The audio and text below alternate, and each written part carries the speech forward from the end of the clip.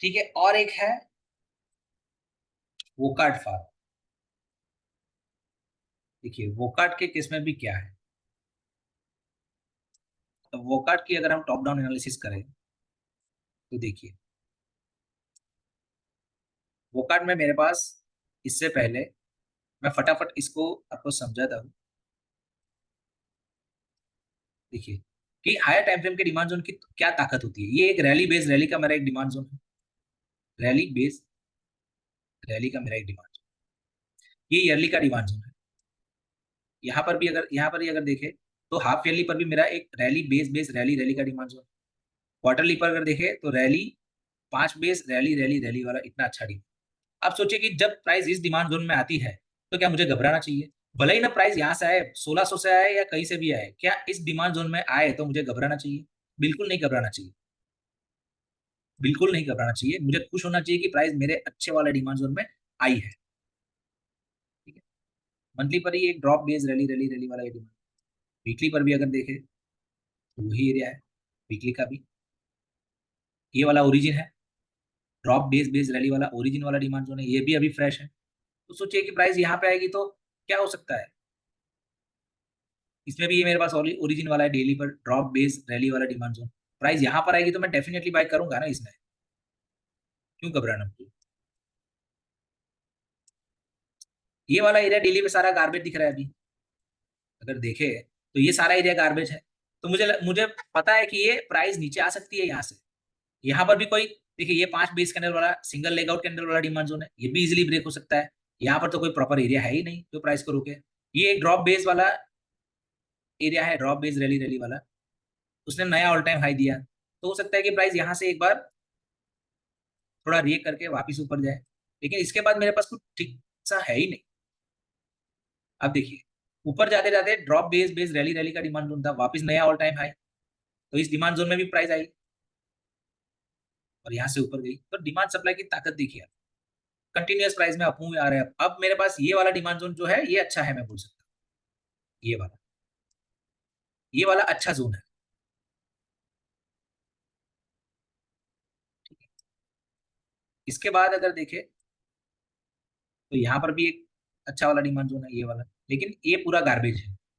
तो जब प्राइस ऐसी गार्बेज बनाते जा रही है ना, तब सोच लेना कि प्राइस वापस नीचे आएगी ही आएगी। और सेम वही होता क्या है,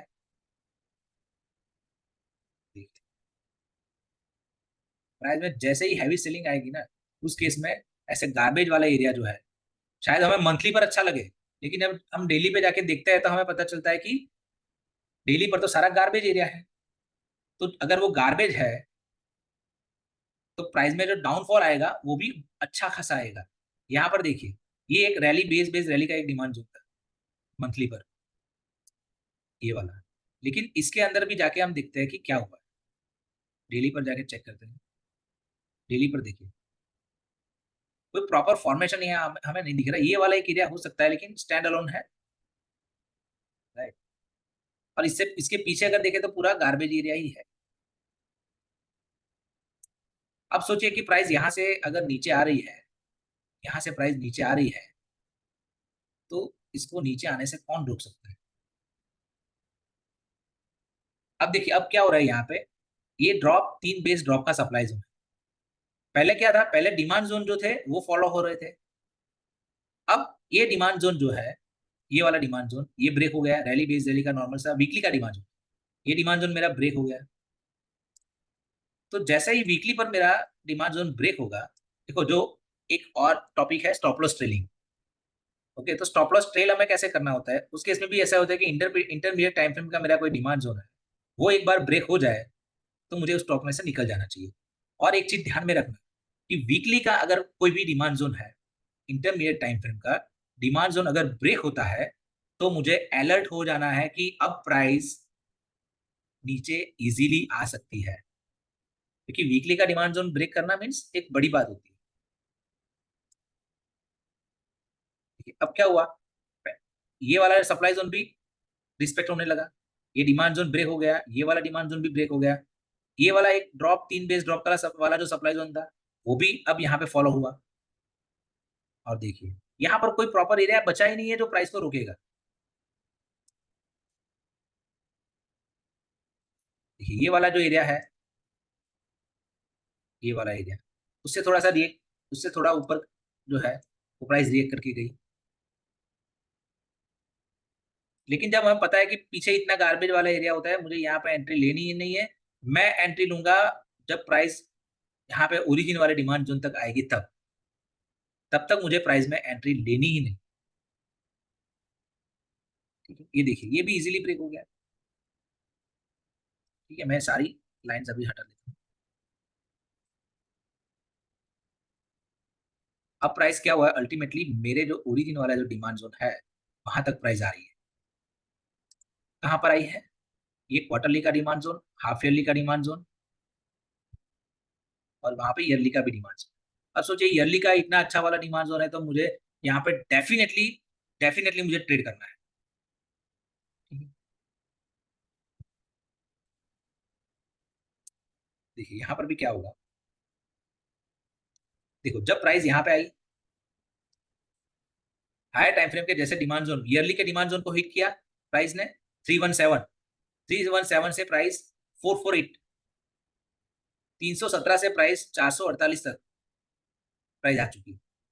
कंटिन्यूअसली ये गैप अप हुआ। ये गैप अप क्यों हुआ, अब समझे गैप अप क्यों हुआ, क्योंकि ये ईयरली का डिमांड जोन था। यहाँ पर ईयरली के पेंडिंग ऑर्डर्स से, और ईयरली के जो मेरी लेगआउट कैंडल्स थी, ईयरली की लेगआउट कैंडल देखिए ये कितनी बड़ी कैंडल थी। इट मीन्स कि यहाँ पे बायर्स के कितने सारे पेंडिंग ऑर्डर्स रहे होंगे, उसी की वजह से ये रिएक्शन आया। लेकिन जब प्राइस इतनी ऊपर से नीचे आ रही है, आप इस केस को समझिए।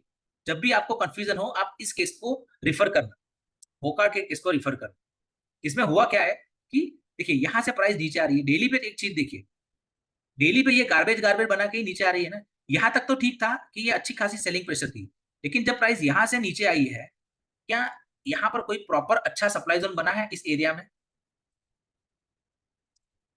इस एरिया में कोई प्रॉपर अच्छा सप्लाई जोन बना है? पूरा गार्बेज एरिया है ना यहाँ पे। तो अब मुझे, और देखिए ये कौन सा एरिया है, ये कौन से एरिया के नजदीक है, ये जो राम का एरिया जो है उसके नजदीक है, हायर टाइम फ्रेम के डिमांड जोन के नजदीक है। मीन्स क्या होगा कि ये वाला यहाँ पर जब प्राइस आएगी ये वाले जोन्स में, और ये ऑलरेडी टेस्ट करके आती है। और एक चीज ध्यान में रखना, वापिस बोल रहा हूँ, आप जब नोट्स बनाने बैठो उस टाइम पे भी ध्यान में रखना कि अगर प्राइस जब ऊपर से नीचे आ रही होती है ना, तो जो सप्लाई जोन टेस्ट कर करके आती है, यहाँ पर जो भी छोटे छोटे सप्लाई जोन है, एक ड्रॉप 3 बेस ड्रॉप वाला एक छोटा सा सप्लाई जोन है, ये भी टेस्ट हो चुका है। इतनी सारी बेस कैंडल वाला ये एरिया भी टेस्ट हो चुका है, ये एरिया भी टेस्ट हो चुका है। अगर प्राइस, ये चीज, ये स्टेटमेंट जो है आपको लिखना है कि जब प्राइस ऊपर से नीचे आ रही है, सप्लाई जोन बनाते आ रही है, और सप्लाई जोन जो है वो टेस्ट करके आती है, तो हम एक्सपेक्ट कर सकते हैं कि प्राइस में जब हायर टाइम फ्रेम के डिमांड जोन को जब प्राइस आएगी, डिमांड जोन में प्राइस आएगी, उसके बाद क्योंकि ऊपर जो भी सप्लाई जोन है वो टेस्ट हो चुके हैं, तो मीन्स जैसे ही हायर टाइम फ्रेम के पेंडिंग ऑर्डर जो है वो पिक हो गए, तो वो प्राइस, ये प्राइस में जो मूवमेंट आएगा वो काफी स्ट्रॉन्ग मूवमेंट आएगा, और उसे रोकने वाला कोई नहीं है, कोई फ्रेश सप्लाई जोन नहीं है, तो उसमें एक अच्छा ब्रेकआउट आता है। अब इसी केस में देखिए, इस केस में क्या हुआ है, प्राइस जैसे ही हायर टाइम फ्रेम के डिमांड जोन को हिट किया, यहाँ पे कंटिन्यूअसली गैप अप हुआ है, 5 दिन तक कंटिन्यूअसली अपर सर्किट लगी है, अपर सर्किट लगी है कंटिन्यूअसली। ये देखो, ये 5%, ये 5%, ये 5%, ये 5%, ये 5%, ठीक है, कंटिन्यूअसली। उसके बाद क्या किया, जैसे ही 20 में आई, 20 ने प्राइस को रोक दिया,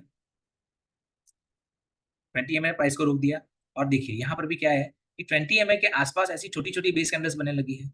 और जब पता है कि हायर टाइम फ्रेम के डिमांड जोन से चल रही है, छोटी छोटी बेस कैंडल बनी है, ठीक है, तो अब प्राइस में ब्रेकआउट आना चाहिए।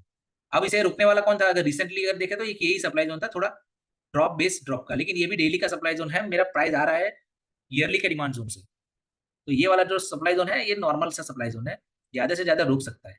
मैं तो बोल रहा हूँ कि रोके भी नहीं, सिर्फ इसको इजीली ब्रेक कर देगा। ठीक, सो प्राइस ऐसे ही जब ऊपर जाती है हायर टाइम फ्रेम के डिमांड जोन से कंटिन्यूअसली, देखिए वापिस प्राइस यहाँ पे नीचे आई, वापिस प्राइस नीचे आई। अब हम वीकली पे देखेंगे, यहाँ पे वीकली और मंथली पे भी चेक, मंथली पे अभी भी कुछ हुआ नहीं इसमें। ठीक है,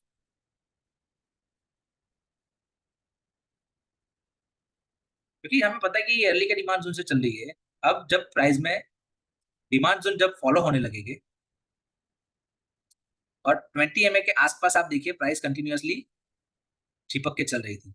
जैसे ही इस डिमांड जोन के आसपास प्राइस आती है यहाँ पर रैली बेस्ड रैली का है। अब इसे इस डिमांड जोन का सपोर्ट मिल गया है। अब देखो पहले क्या था, पहले जब यहाँ से ऊपर जा रहा था इसे कोई डिमांड जोन का सपोर्ट नहीं था। जो 4 चीजें हमने यहाँ पे लिखी है उसमें से एक चीज था कि हायर टाइम फ्रेम के डिमांड जोन का सपोर्ट या फिर कोई भी डिमांड जोन का सपोर्ट भी चलेगा। ये ऑलरेडी हायर टाइम फ्रेम का डिमांड जोन का सपोर्ट तो था ही था। अब उससे क्या हुआ, एक वीकली एक डेली का डिमांड जोन जो था उसका भी सपोर्ट मिल गया है। सो प्राइस में यहाँ पे 20 एमए के आसपास जब जब छोटी कैंडल बनने लगती है तो एक अच्छा ब्रेकआउट आता है।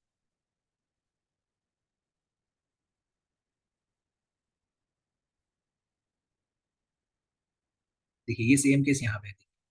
ये ऐसी छोटी छोटी बेस कैंडल 20 एमए के आसपास जैसे ही बनने लगती है ना, तो हमें एक्सपेक्ट कर सकते हैं कि अब ब्रेकआउट आना चाहिए ऊपर। अगर कोई सप्लाई जोन नहीं है, ये एक सप्लाई जोन था छोटा सा, ये भी टेस्ट हो चुका है यहाँ से, ठीक है। इससे पहले अब कोई भी प्रॉपर सप्लाई जोन यहाँ पर था ही नहीं जो प्राइस को रोक सके। एक ये वाला अगर दिख रहा है तो ये भी यहाँ पे टेस्ट हो चुका है, देखिए। तो अल्टीमेटली इसे रोकने वाला कोई है ही नहीं ना यहाँ तक।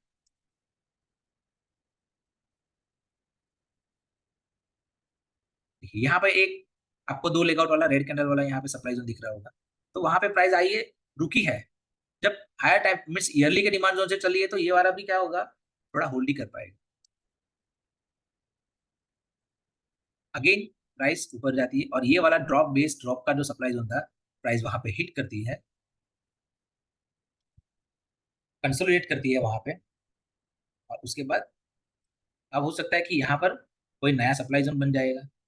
और जैसे ही यहाँ पर भी अगर देखिए, ये वीकली का एक रैली बेस बेस रैली का मेरा डिमांड जोन, ये वीकली का जो डिमांड जोन है इसके नीचे प्राइस ने क्लोज कर दिया है। इट मीन्स कि मुझे यहाँ पे थोड़ा अलर्ट हो जाना है कि अब ये जो है वो प्राइस को वापस नीचे लेकर जा सकता है। देखते क्या होता है इसमें।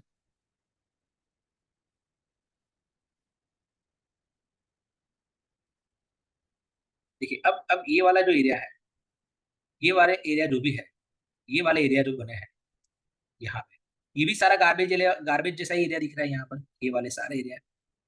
तो जब कभी प्राइस यहाँ से डाउन आएगी तो ये एरिया अब प्राइस को रोक नहीं पाएंगे।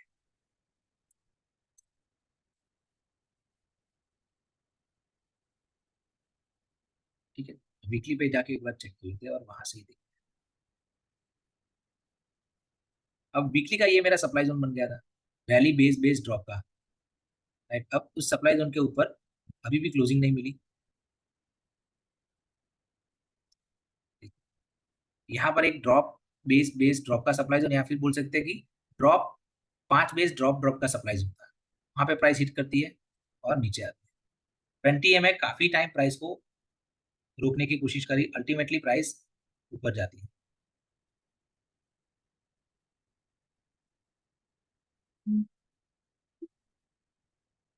अब देखिए, अब जो प्राइस यहाँ पे 295 पे आई थी, ओके, प्राइस 295 पर आई थी यहाँ पर अगस्त 2013 और 295 से यहाँ तक का मूवमेंट कितना आया है, यहाँ से लेके यहाँ तक 286% का मूवमेंट है यहाँ।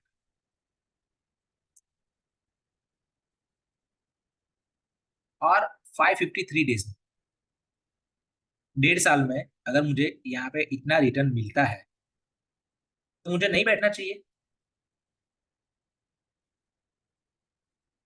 जब इसीलिए जब क्वार्टरली या उससे ऊपर की कोई टाइम फ्रेम के अच्छे वाले डिमांड जोन से प्राइस चलती है तो उसे हम इन्वेस्टमेंट की तरह लेकर बैठ सकते हैं। और इसीलिए जो ये वोकार्ड फार्मा जो है ये मेरा फेवरेट इसीलिए ही है कि इसमें अगर बात अभी की करें तो यहाँ पर देखिए ये क्वार्टरली के सप्लाई जोन को हिट करके नीचे आ रहा है। ये क्वार्टरली का जो सप्लाई जोन है उसको प्राइस हिट करती है। क्वार्टरली मंथली का भी वहां पे एक सप्लाई जोन है जिसकी वजह से प्राइस नीचे आ रही है यहाँ पे। अब ये जो नो बेस वाला एरिया था वहां पर प्राइस हिट करती है और नीचे आती है। अब क्या हुआ है वो देखिए, मैं ये सारी चीजें वापस, प्राइस यहाँ से नीचे आ गई, नीचे आ गई। उसके बाद क्या किया, अब ये वाला जो डिमांड जोन था एक छोटा ये वाला, उसमें भी price I lower time frame पर। अभी ये क्वार्टरली है तो लोअर टाइम फ्रेम पर, डेली पर तो अच्छा अच्छा मूव देकर गई है प्राइस। ठीक है, अल्टीमेटली प्राइस कहां पर आई है, अगर ईयरली पे अगर देखे तो ये वाला जो एरिया बाकी था ड्रॉप बेस रैली का, ये वाला ओरिजिन वाला ईयरली का डिमांड जोन, वहां पर प्राइस आती है और वापस ऊपर जाती है। तो वहां पे हाफ ईयरली पे भी अच्छा डिमांड जोन है, क्वार्टरली पर भी डिमांड जोन है, सारे टाइम फ्रेम पर डिमांड जोन। और एक चीज भी ध्यान रखना, जब yearly, quarterly, half yearly, monthly, अगर ये हायर टाइम फ्रेम के सारे डिमांड जोन एक ही जगह पर होते हैं तो वो डिमांड जोन और अच्छा स्ट्रॉन्ग डिमांड जोन बोला जाता है।